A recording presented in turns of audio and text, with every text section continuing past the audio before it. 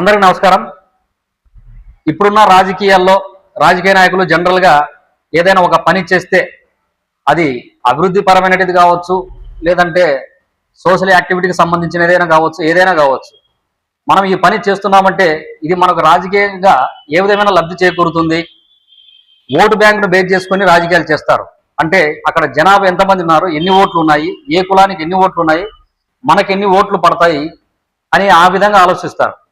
కానీ పవన్ కళ్యాణ్ గారు లాంటి వ్యక్తి మానవత్వంతో కూడిన వ్యక్తి కాబట్టి పవన్ కళ్యాణ్ గారు అక్కడ ఎన్ని కుటుంబాలు ఉన్నాయి, ఎన్ని ఓట్లు వస్తాయి, మన పార్టీకి పడతాయా లేదా, అసలు వాళ్ళు ఏ పార్టీకి సంబంధించినటువంటి ఓటు బ్యాంకు అని ఆలోచించరు.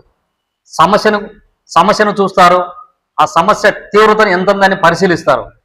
మనము ఆయన ఏ విధంగా నేను చేయగలను, ప్రభుత్వ పరంగా చేయొచ్చా, లేదంటే ప్రభుత్వ పరంగా వీలు కాని టైంలో అంటే ప్రతిపక్షంలో ఉన్న టైంలో లేదంటే సొంతంగా చేయొచ్చా, తన సొంత నిధులతో చేయొచ్చా అని చెప్పి ఆలోచిస్తారు.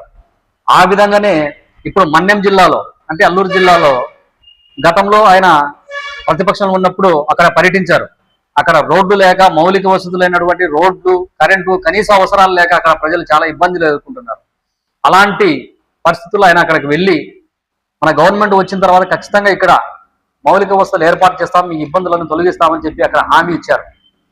కూటమి ప్రభుత్వం 2024 అధికారంలోకి వచ్చింది. పవన్ కళ్యాణ్ గారు డిప్యూటీ సీఎం అయ్యారు. జనరల్ గా రాజకీయ నాయకులు ఏదైనా హామీలు ఇస్తే వాటిని మర్చిపోతారు.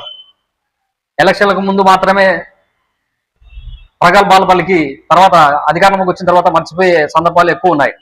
కానీ పవన్ కళ్యాణ్ గారు దాన్ని గుర్తుపెట్టుకొని మళ్ళీ అంటే అక్కడ జనాభా తక్కువ, ఓట్లు తక్కువ, అక్కడ మనకు ఓట్లు పడతాయా లేదా, జనసేనకు పడతాయా లేదా అనేది కూడా ఆలోచించకుండా ఆయన అధికారంలోకి వచ్చిన తర్వాత మాట ఇచ్చినాడు కాబట్టి అక్కడ ప్రజల కష్టసుఖాలు తెలుసుకున్నాడు కాబట్టి కల్లారా ఆయన ప్రత్యక్షంగా చూశాడు కాబట్టి అక్కడికి గెలిచిన తర్వాత ఆయన నిధులు కేటాయించారు.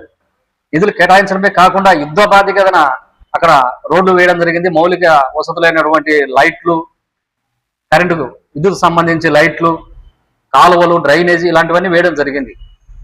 అప్పట్లో ఆయనను పవన్ కళ్యాణ్ గారిని వాళ్ళు అక్కడ ఉన్నటువంటి ఆ గూడెం ప్రజలు, ఆ గిరిజనులు ఒక దేవునిగా ఆయనను పూజించడం జరిగింది. కానీ ఇప్పుడు రీసెంట్గా అలాగే గూడెంలో అంటే అక్కడ కేవలం ఒక 17 కుటుంబాలు ఉన్నాయి.